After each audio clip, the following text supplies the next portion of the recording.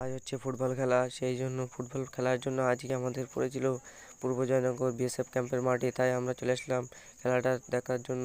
তাই আমাদের প্লেয়ারটা এখনও নামেনি, তাই অন্য একটা প্লেয়ারের সঙ্গে আমাদের খেলাটা হচ্ছিল বেনিয়াবো এই টিমের সঙ্গে আমাদের খেলাটা পুরোপুরি হবে। তাই আমরা এইভাবে কিছুক্ষণ দেখতে লাগলাম।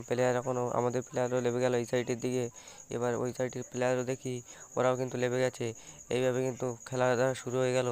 দেখতে কিন্তু খুব ভালো লাগছিল। এইভাবে কিন্তু আমরা এইদিকে দেখতে লাগলাম খেলা, আর ওরা আমাদের দিকে একটা গোল দিয়ে এগিয়ে গিয়েছিল। এরপরে আমরা এইভাবে কিছুক্ষণ খেলা দেখতে লাগলাম। কিন্তু দেখতে কিন্তু খুব ভালো লাগছিল।